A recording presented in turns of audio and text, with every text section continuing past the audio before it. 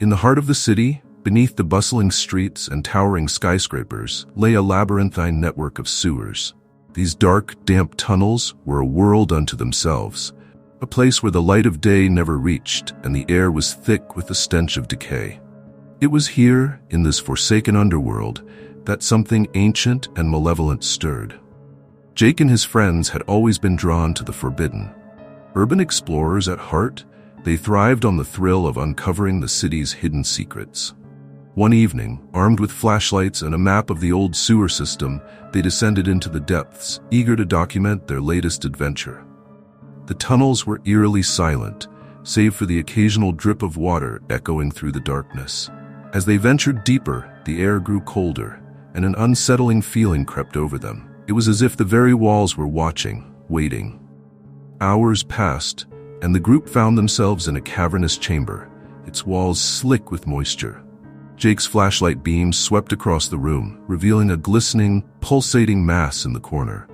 It was unlike anything they had ever seen, a grotesque, amorphous creature, its surface shimmering with a sickly green hue. Before they could react, the creature lunged, spewing a torrent of viscous slime. The group scattered, but the slime was relentless, burning through clothing and skin alike. Screams echoed through the chamber as they fought to escape the monster's grasp. Jake and his friends managed to flee, but the encounter left them scarred, both physically and mentally. They tried to warn the authorities, but their story was met with skepticism and disbelief. Desperate to prove the creature's existence, they returned to the sewers, armed with cameras and makeshift weapons. The deeper they ventured, the more the sewers seemed to twist and warp, as if the very environment was conspiring against them. The creature was always one step ahead, its presence felt but rarely seen. Paranoia set in, and the group's unity began to fracture. In the end, it was just Jake and Sarah, the last of the group, who faced the creature in a final, desperate confrontation. Trapped in a dead-end tunnel, they fought with every ounce of strength they had left. The creature's slime burned and corroded, but they pressed on, determined to destroy the abomination. With a final, defiant scream, Jake hurled a makeshift explosive at the creature. The explosion rocked the tunnel, and the creature let out a deafening roar as it was consumed by flames. The tunnel collapsed, sealing the monster's fate and trapping Jake and Sarah in the darkness.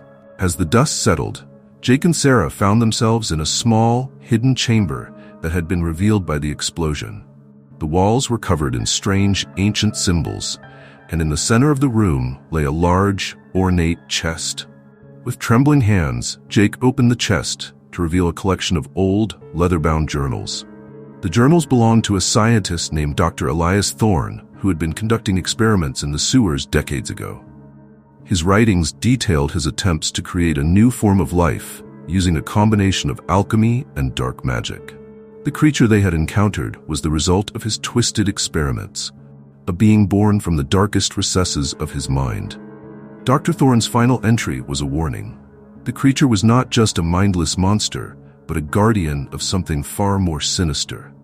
Buried deep within the sewers was an ancient artifact of immense power, capable of unleashing untold horrors upon the world. The creature was its protector, ensuring that no one would ever find it.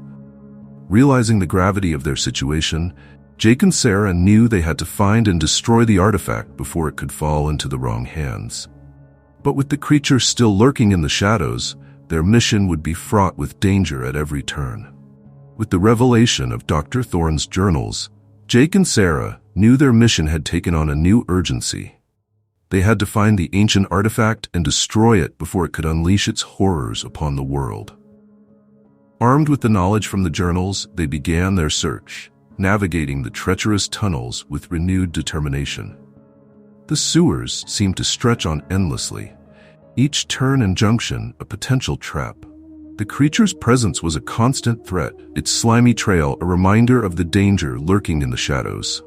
As they ventured deeper, the air grew colder, and the walls seemed to close in around them. Their journey was fraught with peril.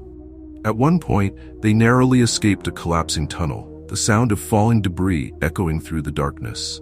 At another, they encountered a nest of giant mutated rats, their eyes glowing with a malevolent intelligence. But through it all, Jake and Sarah pressed on, driven by the knowledge that the fate of the world rested on their shoulders. After what felt like days of wandering through the labyrinthine sewers, Jake and Sarah finally reached a massive, ancient door, covered in the same strange symbols they had seen in the hidden chamber. This was it, the entrance to the Guardian's lair. With a deep breath, Jake pushed the door open, revealing a vast, cavernous chamber. In the center of the room stood a pedestal, upon which rested the artifact, a dark, pulsating orb that seemed to radiate an aura of pure evil. But between them and the artifact stood the creature, its eyes glowing with a malevolent intelligence. The creature lunged at them, its slimy tendrils reaching out to ensnare them. Jake and Sarah fought with everything they had, dodging the creature's attacks and striking back with makeshift weapons. The battle was fierce, the air thick with the stench of burning slime and the sound of their desperate struggle. As the battle raged on, it became clear that they could not defeat the creature through sheer force alone. They needed a plan. Remembering Dr. Thorne's journals, Sarah realized that the creature was bound to the artifact, its power drawn from the dark energy within. With a newfound determination, Jake and Sarah devised a plan. While Jake distracted the creature, Sarah would attempt to destroy the artifact. It was a risky move, but it was their only hope. Jake fought valiantly, drawing the creature's attention and keeping it at bay. Meanwhile, Sarah approached the pedestal, her heart pounding in her chest. She could feel the dark energy emanating from the orb, its malevolent presence almost overwhelming. With a final, desperate effort, she raised her weapon and brought it down on the artifact. The orb shattered with a deafening roar, releasing a wave of dark energy that shook the chamber to its core. The creature let out a final agonized scream before collapsing into a pool of lifeless slime. The ground beneath them began to tremble, the walls cracking and crumbling as the ancient structure began to collapse. Jake and Sarah ran for their lives, barely escaping the collapsing chamber. As they emerged into the daylight, they looked back at the ruins of the sewers, knowing that they had saved the world from an unimaginable horror. But their victory came at a cost. Jake had been gravely injured in the battle, and it was clear that he would not survive. With tears in her eyes, Sarah held Jake's hand as he took his final breaths. He had given everything to protect the world, and his sacrifice would not be forgotten.